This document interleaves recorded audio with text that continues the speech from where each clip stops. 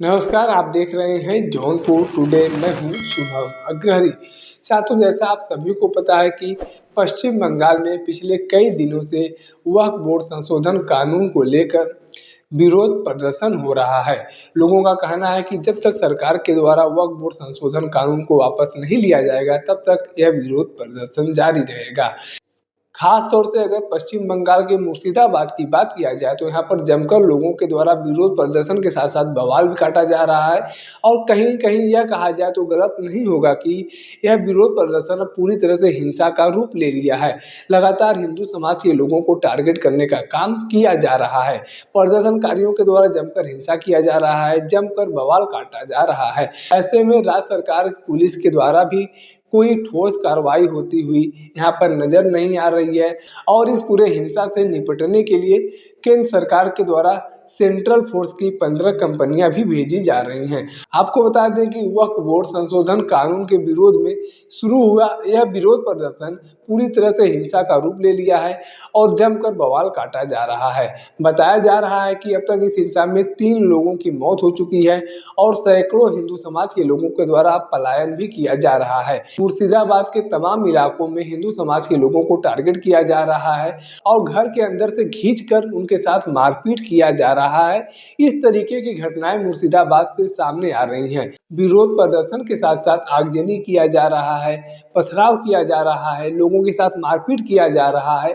और इसके साथ साथ आपको बता दें कि कई लोगों को तो जिंदा जलाने की भी कोशिश की गई है। इस तरीके की घटनाएं मुर्शिदाबाद से सामने आ रही हैं। ऐसे में राज्य सरकार के द्वारा कोई अभी तक ठोस कदम नहीं उठाया जा रहा था, जिसकी वजह से केंद्र सरकार के द्वारा अब सख्ती से निपटने के लिए सेंट्रल फोर्स को भेजने की तैयारी की गई है और लगभग 15 कंपनियां फोर्स जो है केंद्र सरकार के द्वारा भेजी गई हैं।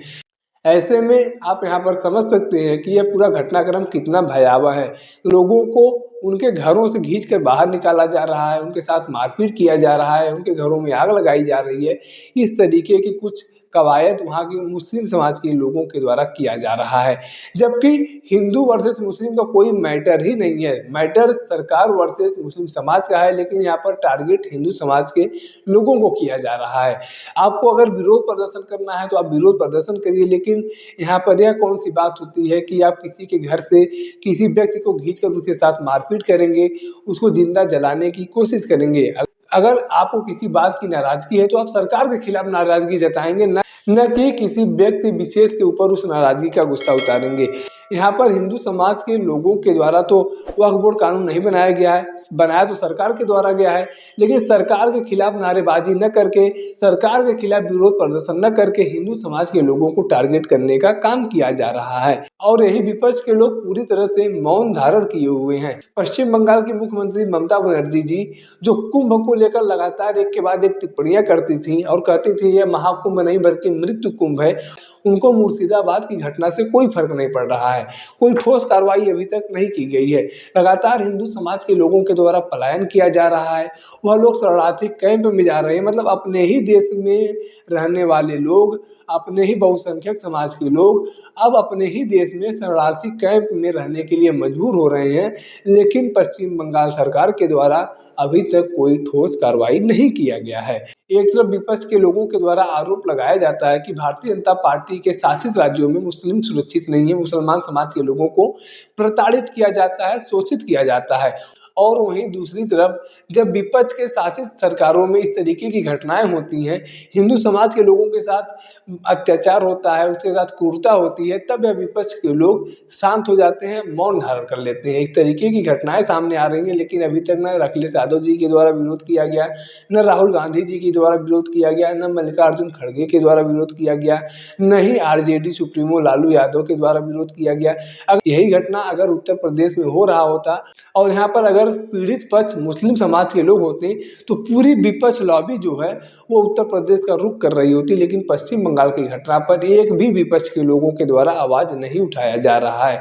ऐसे में कहा जाता है तो हमारे देश में लोकतंत्र है, यहाँ पर सबको समान अधिकार है, लेकिन यह कौन-सा अधिकार है कि कुछ लोगों के द्वारा इस तरीके से घटनाओं को अंजाम दिया जाता है और सरकार पूरी तरह से मौन धारण करती है।